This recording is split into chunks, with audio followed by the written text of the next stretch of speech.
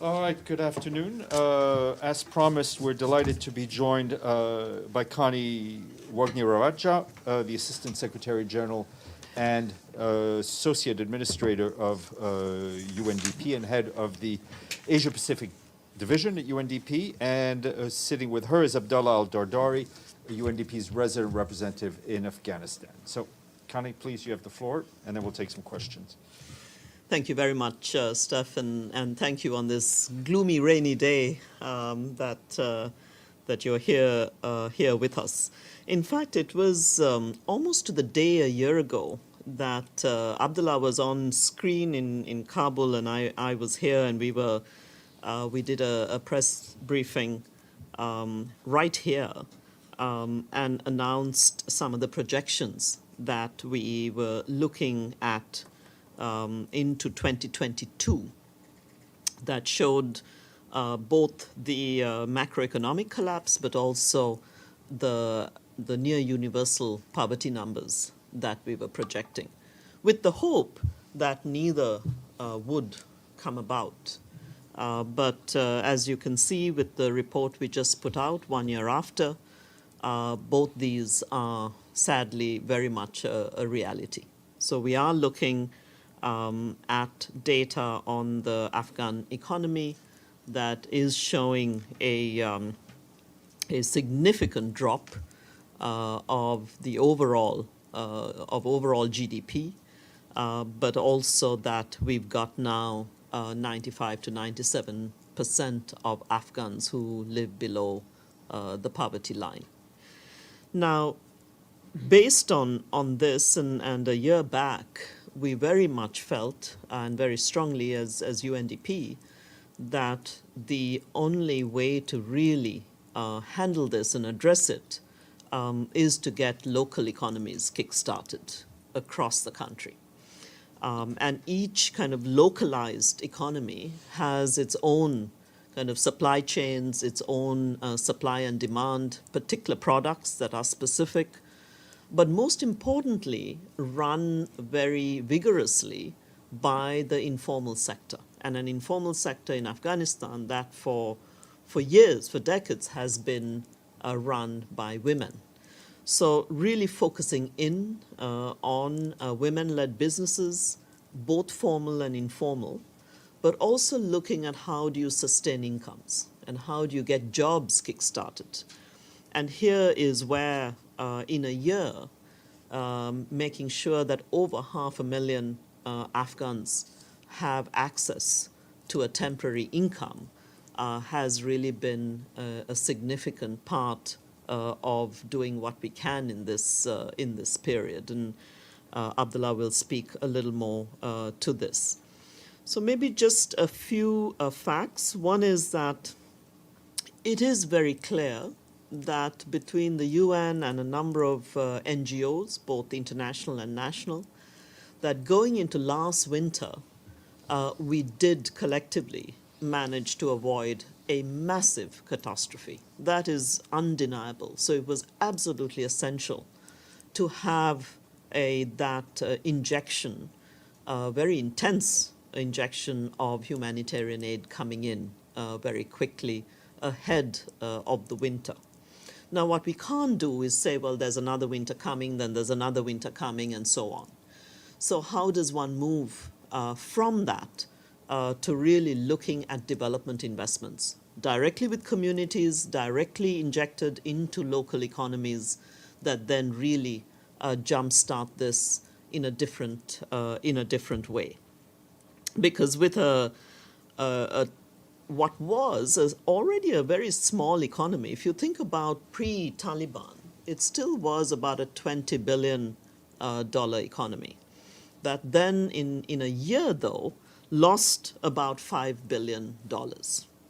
That, if you just think about that, as the report shows you, that's about 10 years' worth of accumulated assets and wealth that just got lost in 10 months. That kind of dramatic collapse we've not seen anywhere in the world.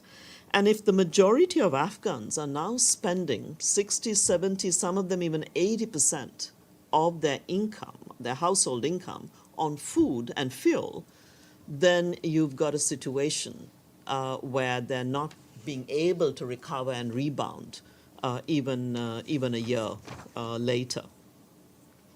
So for us, even though the report was quite damning on the number of jobs lost, if you look at that number and look at 700,000 jobs lost, and the majority of those women in the education sector, and happy to also go into that.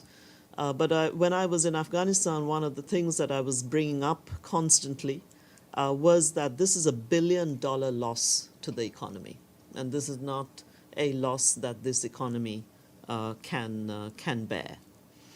Maybe my last point is that the cash infusion that the UN has brought into the country in this past year has been absolutely essential. It has helped with local economic activity. It has helped to stabilize the currency, and all of this done, again, working directly with people, but with some of the national institutions like the central bank, being the technical people in the central bank, being fundamental to make sure that the Afghani doesn't collapse completely, which is hugely important. So let me, on that note, Steph, if you don't Please. mind, hand over to Abdallah to talk about some of the ground reality that Abdullah's based in Kabul, is here on a brief visit, some of that ground reality, but also projecting forward. Thank you. On the evening of the 15th of August, after the Taliban knocked on the door of our compound on Jalalabad Road in Kabul, we made a very clear decision. We are staying, we will deliver, and we will deliver in a different way. We have to focus on communities and we have to work directly with those communities. That's one. Second, we were and still believe that humanitarian assistance alone will not make it. Afghanistan's humanitarian load, if I may use the term, has increased from 19 million people to 22 million people in just 14 months. So that it cannot be dealt with by just providing humanitarian assistance, despite the very importance of that humanitarian assistance. And therefore, livelihoods, creating jobs, and even trying to recover local economies has been crucial. So we've been working with local communities through cash for work, microfinance, technical assistance, local infrastructure development, and so on. We have successfully created 560,000 temporary jobs. We have reached and supported through finance and technical assistance and training 34,000 women entrepreneurs. And we are targeting this year to reach 50,000 women entrepreneurs in our support. For the next 3 years, we are determined to try to create 2 million full-time jobs that will require much higher levels of financial aid, and that requires much more efficient economic models than what we used to have. Because let me just stress that our assessment that Afghanistan will only achieve 26% of the SDGs by 2030 if things continue as they are today. However, even if the country receives $70 billion of aid from now till 2030, it will only achieve 46%. The economic model is narrow, it's non-competitive and non-inclusive.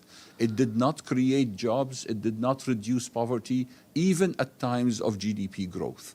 This is our focus, the bottom-up approach, the trickle-up economics that we are putting forward.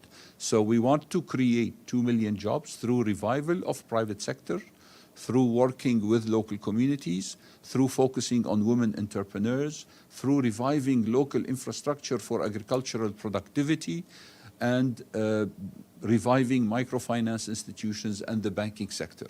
Now, this may seem to be a very tall order, but we believe that without these 2 million jobs, the humanitarian load will not be reduced. And in fact, we need to know that we have to spend the next 3 years working jointly between development, or what we call basic human needs activities, and humanitarian activities hand in hand, in order to start making a dent in the humanitarian situation in the country. So we stabilize first, start recovery immediately. That's the focus for the next 3 years. Thank you very much. Good. Thank you. James? James Bays from Al Jazeera.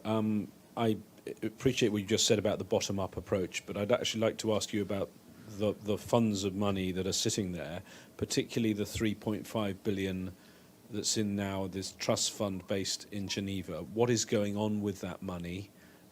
Who is liaising with, I mean, I don't really know how this mechanism works, the trust fund, whoever the trust, I don't even know who's administering it, but how is that working? Who in the UN is talking to that trust fund?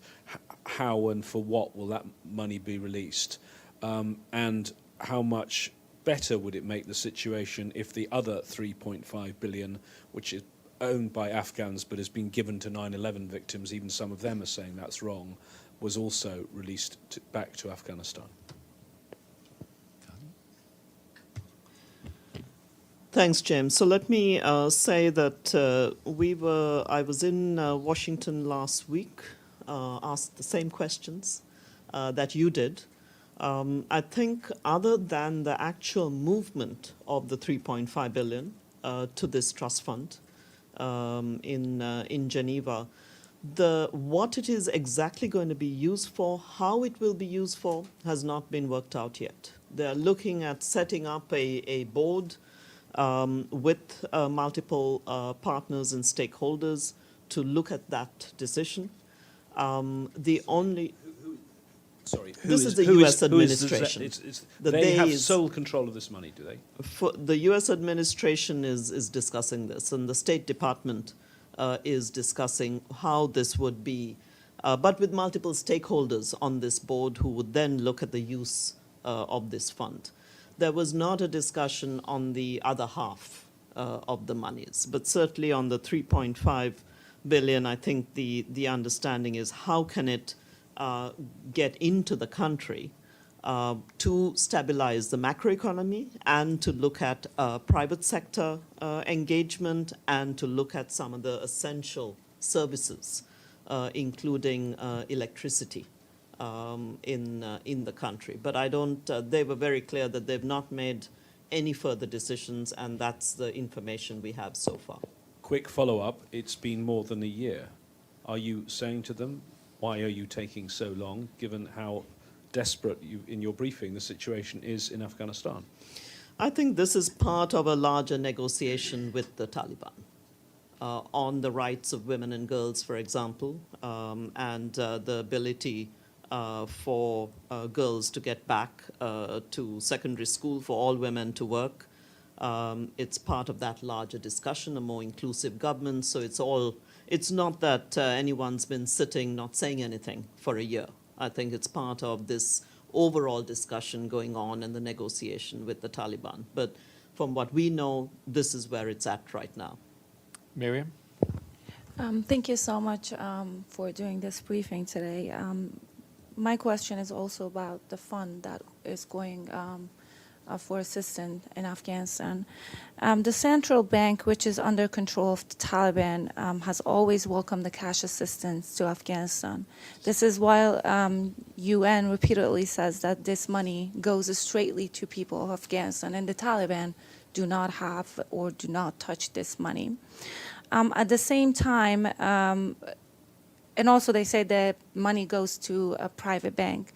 But at the same time, to maintain the stability of Afghan currency, the Taliban occasionally injects several $1 million into the market so they can just keep the market stable. Where does the central bank, which is under control of Taliban, get this money, the US dollars, to just keep the markets stable? And I also have another question, but you can answer this one first if you don't mind. So, thank you. To be very clear, there is no money going through the central bank or to the central bank or managed by the central bank. The UN money arrives in Kabul and then goes to the vault of the Afghanistan International Bank, a private bank, and then each agency uses its own share of that money in its programs and operations and requirements. So every time a batch of money arrives in Kabul, the central bank issues that statement. Maybe you've seen the statement doesn't say that the money is coming to the central bank, says the money is coming to Afghanistan. And that's correct. Then the money goes to different commercial banks for each agency has its own banking channels. That amount of money in the overall macroeconomy, of course, helps stabilize the currency. Naturally, when you have more than $1 billion already coming to the country, the exchange rate market will be stabilized, and that explains partially why the Afghani as currency has been stabilized since the beginning of this operation with the UN money coming in cash. So those two operations are separate. I need to stress what the central bank does in the exchange market of Kabul and other cities is separate completely from the UN operations bringing cash into Afghanistan. Thank you so much for that. My second question, in your report, it does mention the women being completely removed from the offices, the government, from work offices. And as I had an interview with Rina Amiri, the special envoy for Afghan women and girls, the talks are not going very well. The Taliban are staying firm that they are not allowing girls into schools and not allowing women to go back to work. If this never comes to an end and the U.S. and the West doesn't reach an agreement with the Taliban, what is going to happen to those women who are the breadwinners of the families and the economy of Afghanistan overall? Please.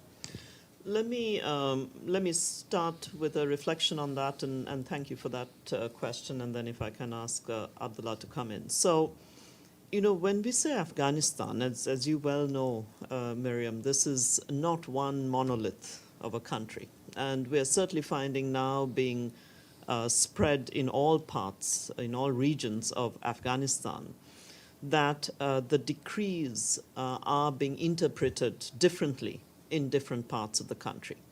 So in some parts of the country, you do see that secondary schools remain open. In other parts, they have closed. You do see in some parts that tertiary education for women is open, and in other parts, the tertiary institutions are closed. So it is a mixed picture. The same goes for women entrepreneurs who own and run their businesses. I would say by now, if the 34,000 women entrepreneurs that we're working with were not able to head to work and keep their small businesses, micro and small businesses going, you would have seen a much more devastating collapse of this country. So what maybe the world is not seeing yet is that this country is being held together by a lot of women actually coming to work and keeping their businesses going. The unfortunate thing, and the report points to this, is in the formal sector, and particularly in the education sector, we've seen so many women, teachers particularly, and educators in general, not being able to come back to work. A small proportion being moved into primary school, others being told to stay at home, and being still paid a fraction of their original salaries. And some in the regions where secondary schools are open have been able to move. So it's a mixed picture. But as we've been saying repeatedly, there's both a massive human rights issue here of girls and women not being able to continue to learn and to work. And it's a huge loss to the economy. The country can't go on limping on one foot with half the population not being able to fully to learn and to work. That's for sure. Just to say one word on this, Mariam. We are determined in a sense, we will keep working with women entrepreneurs. We will keep working with women-led NGOs and civil society organizations. We will make sure that imagine if we make sure that the 2 million jobs, half of those 2 million jobs are for women. That's our determination.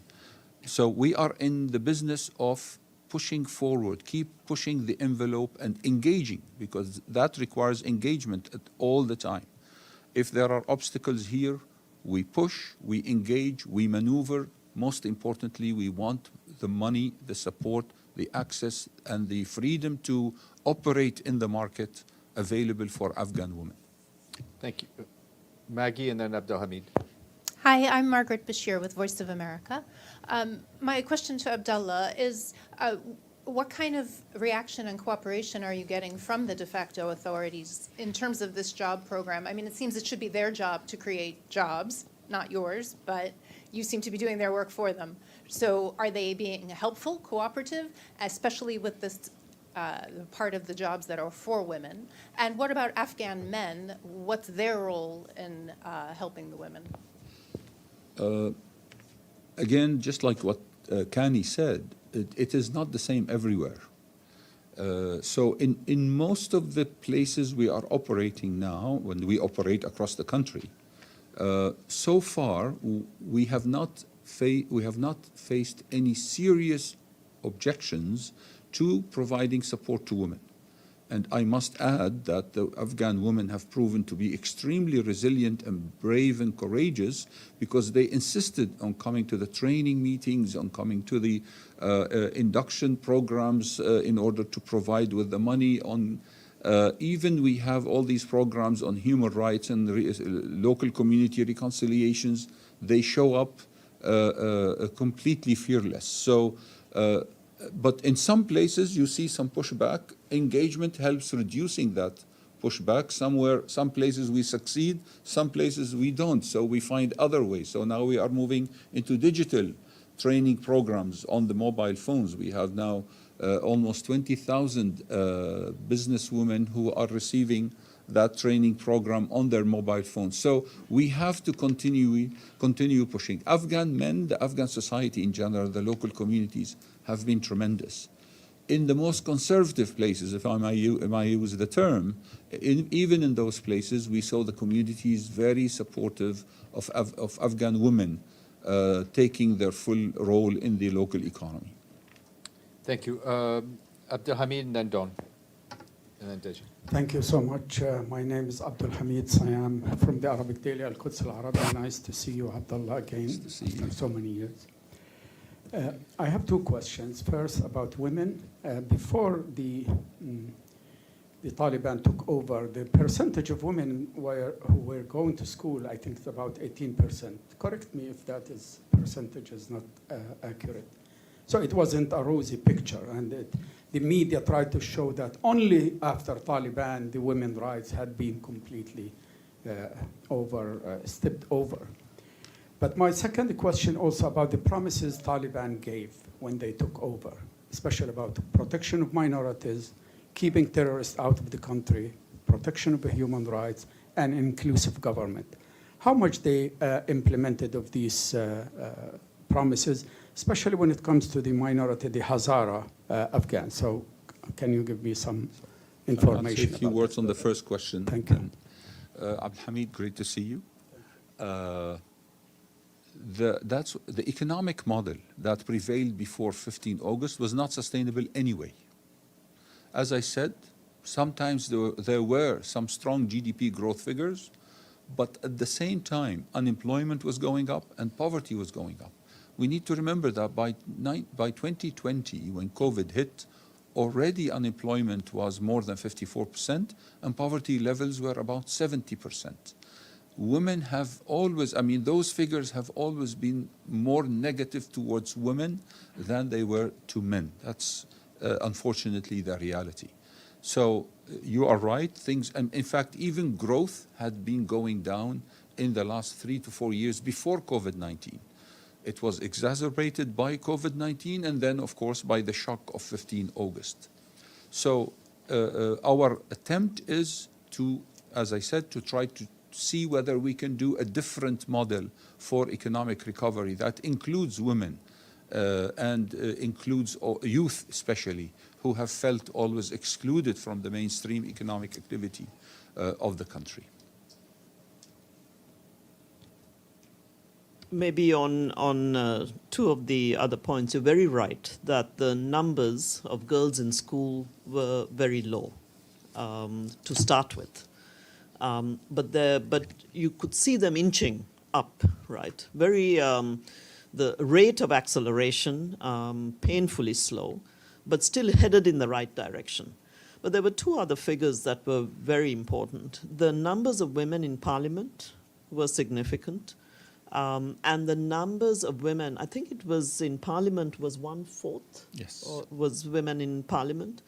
And in the public sector, 1/3 of women, civil servants. So these were two big, in 20 years, you saw the numbers. There you saw the acceleration. So to see all of that just wiped out in months, those two, in civil service and in parliament, is devastating. On the girls' education, and this now links to your last point, you're very right that it was some of the key fundamental negotiation points or promises, as you call them, protection of minorities, an inclusive government, women's rights and girls' education. We're not there. We're not close. And that is why it's so essential to keep the foot on the pedal to make sure that these are continuous asks. And we've got to keep all the doors and windows open to have this conversation all the time, every day. And as certainly as a UN, that is something from the SG to the SRSG, the new SRSG going in to Kabul, and all of us. Is something we will continuously take up. It's a daily conversation. Thank you. Dawn and then Deji. Thank you for the briefing. I'm Dawn Clancy with Pass Blue. I just had a couple of follow-ups. When you say kickstarting the local economy, what does that look like? And then when you talk about temporary jobs, what's temporary? I think that's it. Oh, what kind? I think you said there were interpreter positions, but what? I may have misheard you. Definitely, it seems as though I did. But what kind of temporary jobs? If you could provide some detail. Sure. The main source of temporary jobs are public works, what we call cash for work programs. For example, building or repairing irrigation canals, which is a very important activity in order to kickstart the local agricultural economies. Working on local roads, building some storage facilities for agricultural produce that are unfortunately going to loss because there is no storage facilities in Afghanistan. A massive solarization program of storage facilities and also, by the way, of health facilities and schools. So solar power is one of the most important, including solar power for municipal drinking water, pumping stations, and the works in order to avoid things like cholera or other diseases. So there has been a massive operation. A temporary job is something between 12 days of work up to 1 month of work. Now, 560,000 of those, meaning each household, that's 560,000 households who manage to have income that's sufficient for 1 or 2 months minimum. We know this is not enough, but this is the take-off phase from after 15 August. And that's why we are calling now to create 2 million permanent jobs with permanent revenue and incomes for those households. Only then we believe that the number of people who need humanitarian aid will start going down considerably. Thank you. Desi, and then that'll have to be the last question. Hi, this is Deju Xu with China Central Television. I have a couple of questions concerning your remarks as well as the report, because you just said, and in this report, your key message, the first one is Afghan economy lost nearly $5 billion in 12 months, which had taken almost 10 years to add. So what are the major reasons for such a big loss? Is that because of the Taliban take over the policy, or the chilling effects of international community, or the frozen assets abroad? What are the major reasons? Okay. Afghan economy suffered what we call a dual shock, a shock in demand. When you have an interruption of 40% of GDP foreign aid, 70% of Afghanistan development budget came from foreign grants. That component of the Afghan economy stopped in one day, which means there is no demand in the economy anymore. And there was a supply shock with the interruption of trade routes, with the interruption of the banking operations, with ability to have correspondence banking and opening letters of credit. This is a dual shock that is rather unique. And this explains that dramatic decrease in GDP. And I have another question. Since now just we talk a lot about women and girl policies from Taliban. Also we talk about the international fundings, and also in the report you mentioned about the frozen assets, $9 billion. In the broader picture you just mentioned, do you think it should be connected with these two things, the issues of the policy to women and girls and the releasing of those frozen assets, or the international fund to help Afghanistan people? I will say about this that the question of girls and women is a primary matter, primary subject for UN engagement with the Taliban.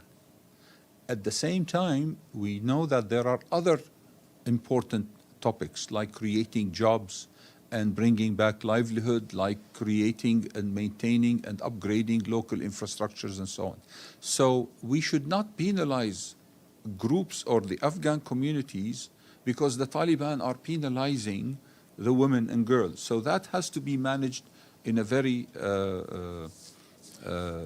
sophisticated and multidimensional manner. On the reserves, I think the Secretary General has always called for releasing those reserves. They are the money of the Afghan people. Kanni, would you? Maybe a last reflection on this. I think certainly for the UN and for UNDP, a central tenet is that in any country, one cannot subjugate women and girls' rights in any form. So that has been a central position of ours. At the same time, the SG has been very clear, and we're very supportive, all of us, on this, that this money has to go back to the Afghan people. And so it's a matter of how you work these two walking on both feet to make it happen. If much of that money can go back to help, in fact, girls' education, women's jobs, but overall to get the local economy moving, that would be huge. Remember, this is also a country that hardly has power, solar, electricity, right? And so food security and the energy question, energy security, are going to be two things that are going to be the make or break of this. So for us, getting solar and solarization across the country, making sure farmers can actually grow and sell food will be a second massive one, and then getting the banking sector and financial services moving is a third. That is going to scale these things. It is going to need that money coming in, and it can come in directly to institutions that work with the people. Thank you. Great. Abdallah, Kanni, thank you very much. We hope to have you back even by video from Afghanistan. I'll ask Paulina to come up on behalf of the PGA, and thank you to you too. Thank you.